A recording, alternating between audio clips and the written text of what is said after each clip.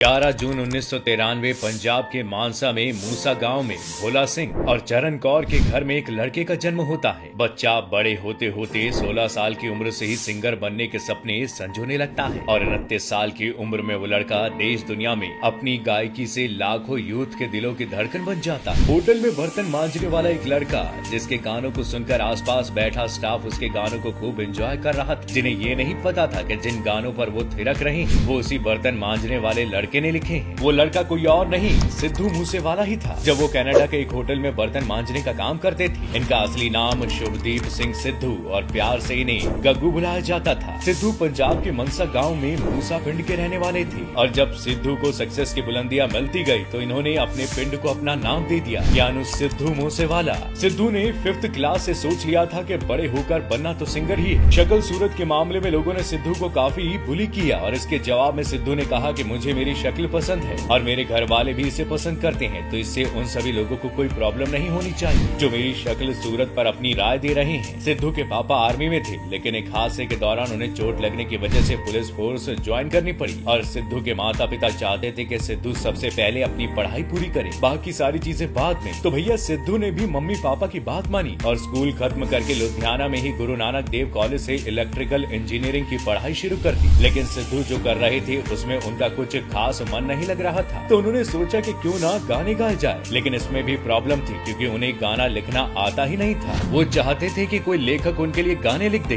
कई राइटर्स को फोन करने के बाद किस्मत से एक राइटर सिद्धू के लिए गाना लिखने के लिए राजी हुए। उसने कहा कि मेरे पिंड यानी गाँव आ जाओ। बस फिर क्या था, सिद्धू ने बिना सोचे समझे बाइक उठाई और पहुँच गए राइटर के गाँव। लेकिन जैसे ही सिद्धू उस राइटर के पास अपना पहला गाना लिखवाने पहुँचे तो उसने सिद्धू को उल्टे पाँव वापस भेज दिया, ये कहकर कि आज नहीं किसी और दिन आना। जिस बात का सिद्धू को काफी बुरा लगा और फिर सिद्धू ने तय किया कि आज के बाद किसी और का लिखा हुआ गाना नहीं गाऊंगा। और फिर सिद्धू अपने हॉस्टल आए और गाना लिखना शुरू कर दिया। लेकिन अब इसमें चैलेंज ये था कि एक तो लड़का नया और ऊपर से गाना भी पहली बार लिखा, तो अब इसके गानों को गाए कौन। बता दें कि सिद्धू का पहला गाना लाइसेंस था जिसे खुद सिद्धू ने लिखा था और इसमें चटखारेदार बात तो ये थी कि इस गाने को गाने के लिए रेडी हुए सिंगर निंजा और देखते ही देखते ये गाना खूब चला। और फिर सिद्धू ने लिखा दूसरा गाना जिसे गाया डीप ने और ये गाना भी अच्छा खासा चल रहा था। अब 2 गाने सिद्धू मूसेवाले के चल तो रहे थे, लेकिन इसमें सिद्धू को कोई खास पहचान नहीं मिल रही थी। अब जैसा कि हम सब जानते हैं कि जो दिखता है वही बिकता है, क्योंकि लोग जानना चाहते हैं कि आखिर जिस गाने के चर्चे इतने हैं वो लिखा किसने है और उसी को आम आदमी की नजर में सिंगर कहा जाता है। लेकिन सिद्धू उस वक्त इतने बड़े नहीं हुए थे, तो सिद्धू ने पूरा किया अपनी ग्रेजुएशन का सिलसिला, जिसके लिए वो कनाडा चले गए क्योंकि पढ़ाई का सपना मम्मी पापा का भी तो पूरा करना था। अब कनाडा में जो कोर्स वो कर रहे थे वहाँ कुछ गड़बड़ हो गई, जिसके बाद सिद्धू के एक अंकल ने उनका कॉलेज बदलवा दिया। अब जैसे कि मैंने बताया कि सिद्धू का मन तो नहीं था इंजीनियरिंग में, तो उन्होंने दूसरे कॉलेज में कोर्स बदल लिया और चुन लिया होटल मैनेजमेंट को। तब तक सिद्धू कुछ गाने गाना शुरू भी कर चुके थे और उनके कुछ गाने आ भी गए थे, लेकिन इसके बाद भी सिद्धू को कोई जानता नहीं था। अब होटल मैनेजमेंट की पढ़ाई तो कर ली, पर दिक्कत आई ट्रेनिंग में। असल में जिस होटल में सिद्धू की ट्रेनिंग चल रही थी वहाँ सिद्धू को बीफ काटना पड़ता था और सिद्धू ठहरे प्योर वेजिटेरियन, तो सिद्धू इसके लिए अपने कुछ दोस्तों की मदद लिया करते थे और सिद्धू को बर्तन धोने पड़ते थे। लेकिन गाने सिद्धू के तब तक आने लगे थे। अब इसमें मजे वाली बात तो ये थी कि जिस होटल में सिद्धू काम कर रहे थे वहाँ नाइजीरिया के कई सारे लोग थे और वो लोग सिद्धू के गानों पर खूब थिरका करते थे और सिद्धू को ही दिखाते थे कि देखो क्या लाजवाब सिंगर है। इस पर जब सिद्धू बोला करते थे कि ये गाना मैंने ही गाया है तो कोई विश्वास नहीं करता था। तो आप समझ रहे हैं कि इंसान को काम के साथ सूरत भी दिखानी है।